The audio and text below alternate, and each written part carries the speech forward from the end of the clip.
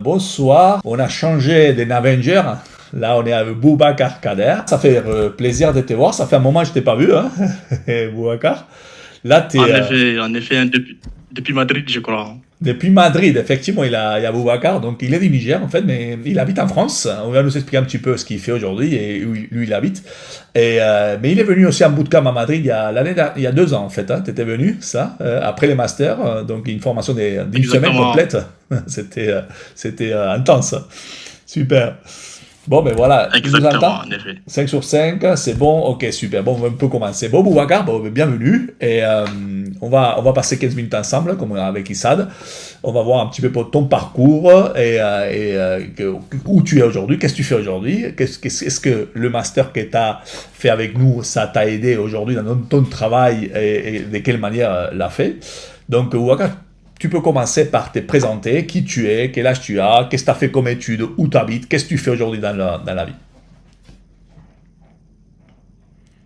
Alors, merci tout d'abord de m'avoir invité, Eduardo, aujourd'hui pour ce soir. Et moi, c'est Boubacar Kader. Donc, je suis de nationalité nigérienne. J'ai 33 ans. Donc, initialement, je suis de formation ingénieur géomètre. Donc, j'ai travaillé 2 ans en qualité d'ingénieur géomètre. Et puis, par la suite, j'ai décidé de poursuivre mes études à l'École nationale des sciences géographiques de Paris pour un master spécialisé en sciences, en photogrammétrie, positionnement et méthode de formation. Donc, du coup, option géolocalisation.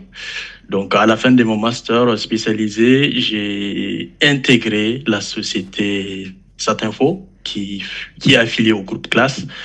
Et donc, depuis lors, je travaille en qualité d'ingénieur GNSS.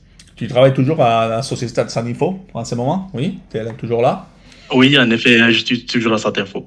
Tu peux raconter un petit peu ce que vous faites à cette info, en fait, hein, comme société, quelle est la mission principale de la société. Donc, du coup, à résumer, nous, cette info, on est basé à Chalon-sur-Saône, c'est en Bourgogne, Franche-Comté.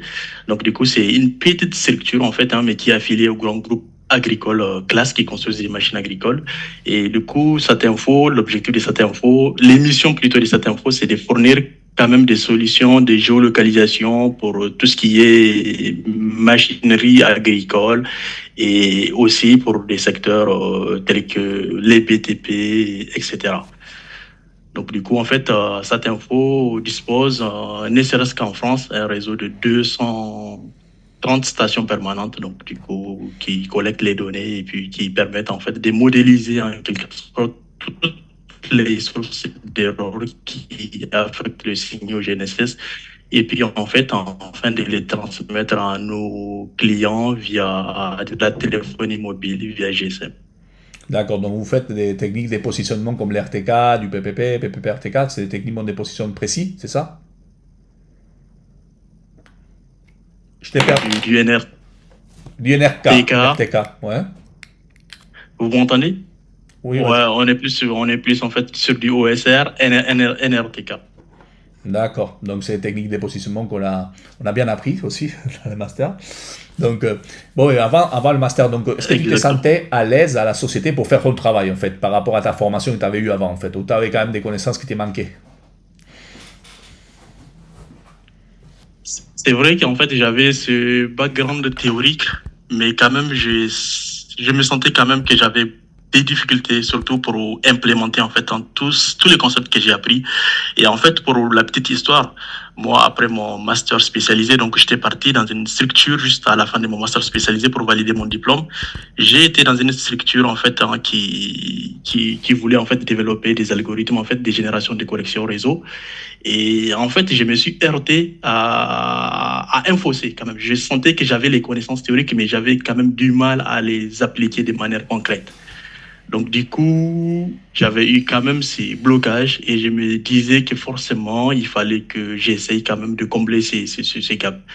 Et à la fin de mon stage, et juste après avoir signé mon contrat pour un poste d'ingénieur chez NSS, je me disais, OK, il fallait quand même que je regarde un peu ce qui existait, surtout dans les domaines de formation qui pourraient quand même m'aider à combler ces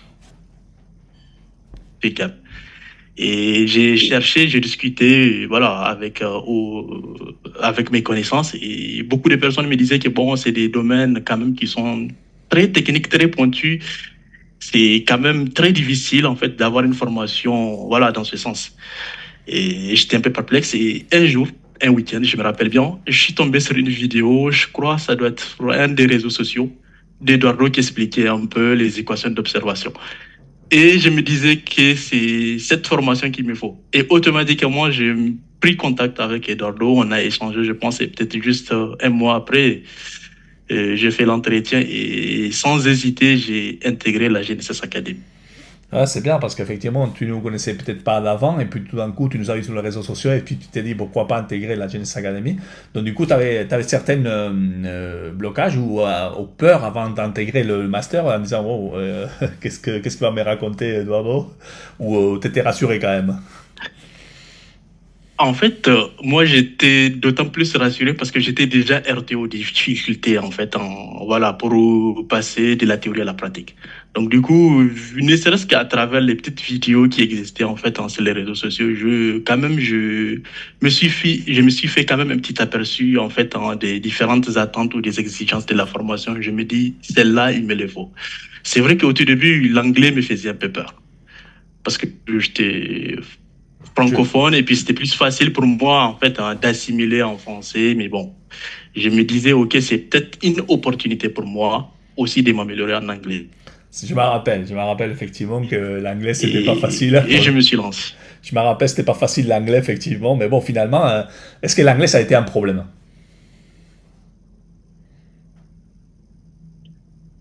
Et je dis que ça n'a pas été un problème, mais surtout ça m'a permis quand même de surtout m'améliorer. Parce que je connaissais peut-être en français les concepts, tout ce qui est concept technique en GNSS, mais le fait de suivre une formation complète sur 6 mois, ça m'a permis quand même de gagner surtout Confiance? voilà, en confiance, surtout en confiance, surtout là, actuellement, j'ai aucune difficulté quand même à m'exprimer sur des sujets techniques en anglais. Et c'est grâce à cette formation. Est-ce que ça a été dur la formation? Ça a été exigeant? Comment tu l'as trouvé en fait? Ça a été parfois un Ouais, peu, un peu dur? c'est exigeant. Voilà, en toute franchise, c'est une formation quand même qui est exigeante et surtout pour une personne qui travaille. Donc, il faut quand même, voilà, il faut surtout s'organiser et aussi compte tenu des attentes des attentes techniques aussi sont quand même élevées. Hein. C'est vraiment, c'est des projets bien structurés et puis avec des résultats concrets attendus à la fin de chaque module. Donc, voilà, il Est-ce, faut s'y mettre quand même. est-ce que tu avais de l'expérience sur le Python, la programmation avant d'entrer les masters, ou ça a été quand même aussi un axe d'amélioration pour toi pendant le master? Bah, je dirais que j'avais une petite expérience. Mais le fait de faire le master, en fait, quand même, ça m'a permis de surtout m'améliorer, en fait, voilà, de développer surtout un programme qui est propre, voilà, bien structuré. Et ça, surtout la formation m'a beaucoup aidé dans ce sens. Qu'est-ce que ça a été le plus compliqué pour toi pendant les programmes, les difficultés que tu as eues qui ont été peut-être affranchies derrière? Je pense que c'est plutôt l'aspect algorithmique parce qu'en fait, dans ma formation initiale, voilà, j'étais pas, peut-être c'était pas des formations qui étaient destinées à devenir programmeur algorithmie, voilà. Donc, par rapport aux certains que j'ai vus qui sont peut-être des profils plutôt aérospace, et voilà, qu'ils avançaient peut-être un peu plus vite que nous, mais je pense que c'est ça qui était surtout un blocage pour moi. Mais surtout, ça a été une opportunité en fait de s'améliorer et puis de se dire qu'en fait on peut y arriver. Et voilà, c'est la base. Voilà, il y a quand même une base qui est requise, c'est surtout des connaissances mathématiques, physiques.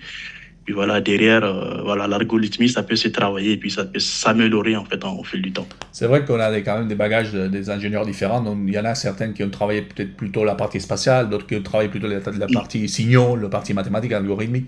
Mais bon, est-ce que tu sens quand même qu'on commence depuis les bases pour bien comprendre la complexité qu'il y a derrière, même pour les gens qui n'ont jamais fait peut-être de l'algorithmie?